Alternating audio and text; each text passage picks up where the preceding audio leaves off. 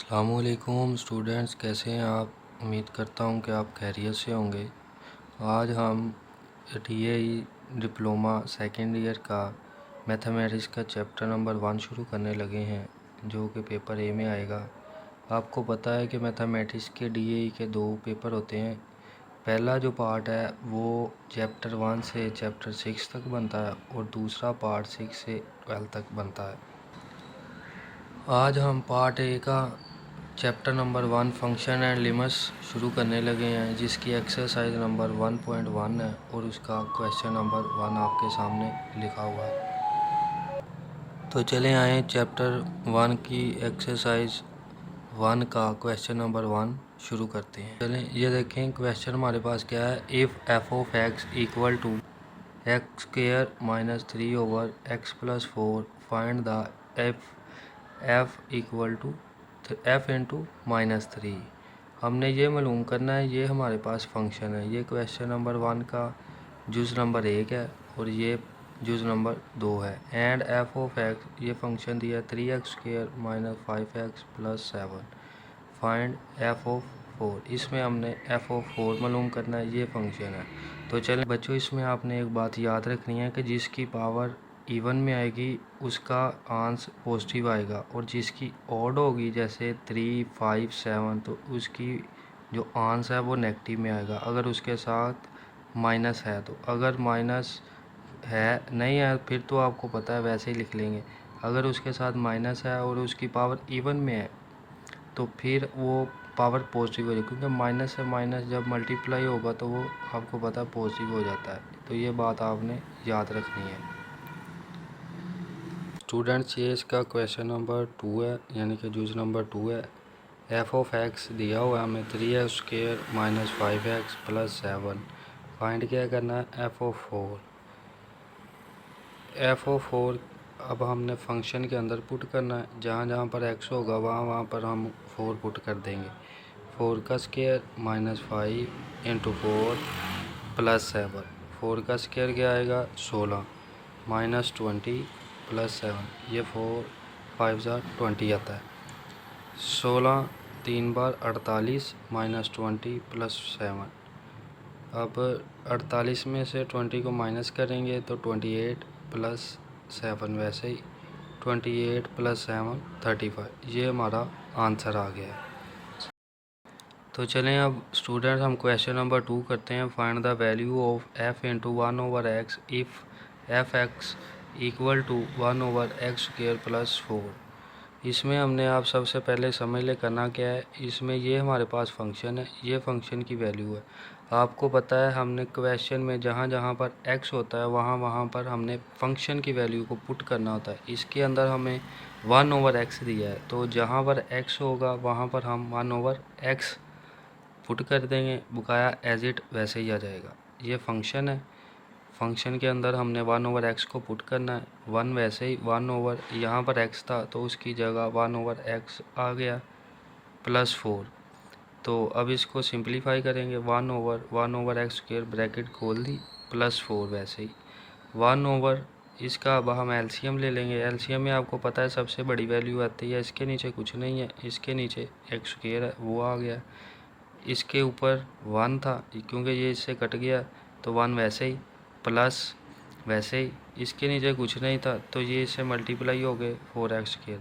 आपको पता है ओवर के नीचे ओवर उल्ट दिया जाता है, तो जब ये एक्स स्क्वायर ऊपर आकर इससे मल्टीप्लाई होगा 1 से तो एक्स स्क्वायर नीचे 1 प्लस 4x स्क्वायर वैसे ही आ जाएगा। यही हमारा आंसर है। तो चलें अब नेक्स्ट क्वेश्चन की तरफ चलते हैं। ये स्टूडेंट हमारा क्वेश्चन नंबर 3 है। इसमें क्या किया उसने, F of X equal to 3x³ plus 2x square minus x plus 4।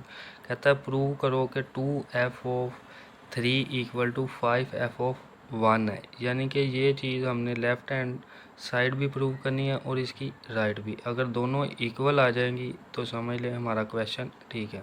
तो सबसे पहले हमने लेफ़्ट हैंड साइड को हमने प्रूव करना है, तो हम लिख लिया। ये सबसे पहले हमने क्वेश्चन लिखा है फंक्शन, तो लेफ़्ट हैंड साइड क्या है 2f इंटू 3। तो आपको पता है हमने इसको इस 2 को आप छोड़ दें।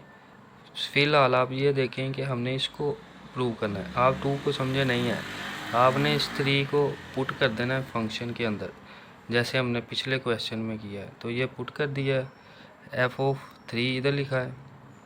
अब 3 वैसे ही क्वेश्चन वाला, अब x की जगह 3, उसके ऊपर जो पावर है वो वैसे ही आ जाएगी, +2।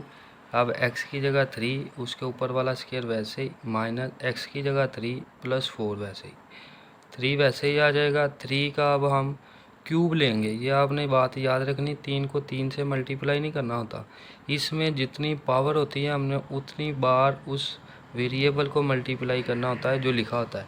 3 × 3 फिर मल्टीप्लाई 3, 3 दफ़ा करेंगे, 3 3 बार 9, 9 3 बार 27, ऐसे आ गए। +2 वैसे ही, 3 का स्क्वायर लेंगे, 3 3 जार 9, -3 वैसे ही, +4। अब 3 को 27 से मल्टीप्लाई करेंगे तो 81 आता है, +2 को 9 से करेंगे 18 आएगा, -3 वैसे ही, +4 वैसे ही। अब इन सब को माइनस कर दें, सब्ट्रैक्ट कर दें, या पोस्ट जो प्लस हो रही उसको प्लस कर दें। 18 में से 3 करेंगे तो 15 आ जाएगा, बकाया सबको प्लस करेंगे तो f(3) का आंसर हमारे पास आया है।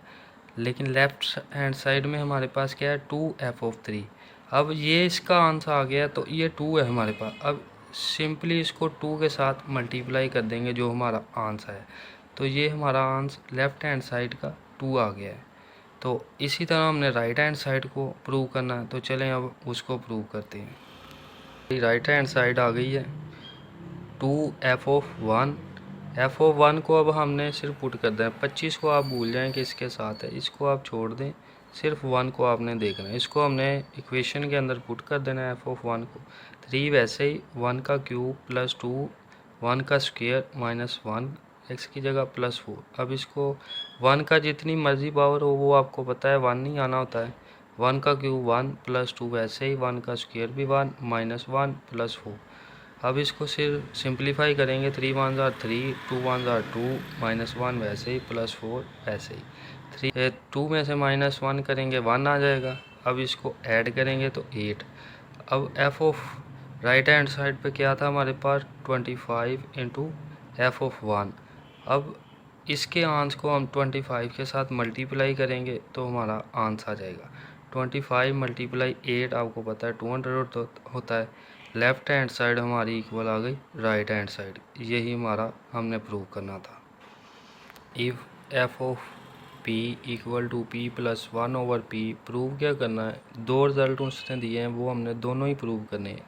f वो कहता है f × -p हो तो माइनस बाहर आके f × p आ जाएगा, यानी कि वो कहता है अगर हम अंदर -p पुट करें तो इसका आंसर जो है वो उसके अंदर माइनस जो है वो बाहर आ जाएगा, बकाया वही सिंपली क्वेश्चन आ जाएगा दोबारा से।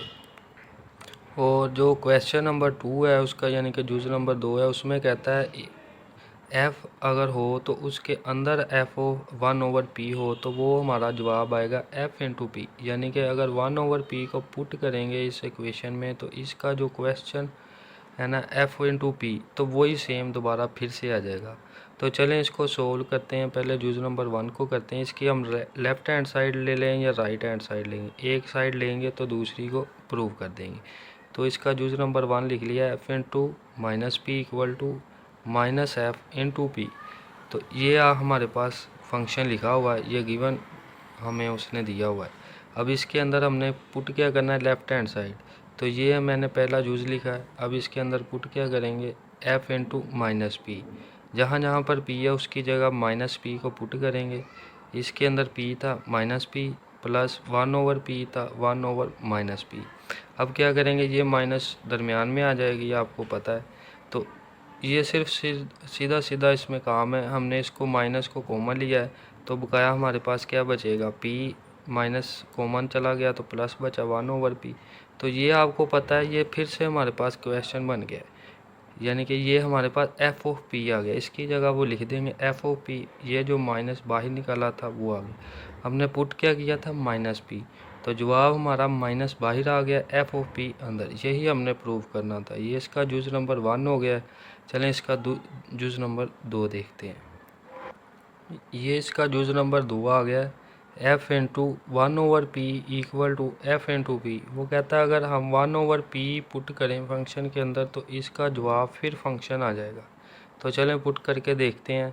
एफ इंटू 1/p ये हमने लिख लिया है। फंक्शन क्या था, यहाँ पर p था, p की जगह हमने 1/p पुट कर दिया, प्लस 1 के नीचे p था तो उसकी जगह भी हमने 1/p पुट कर दिया है। 1/p वैसे ही प्लस इसकी ब्रैकेट खोल दी 1/p। ये 1/p वैसे ही आ जाएगा।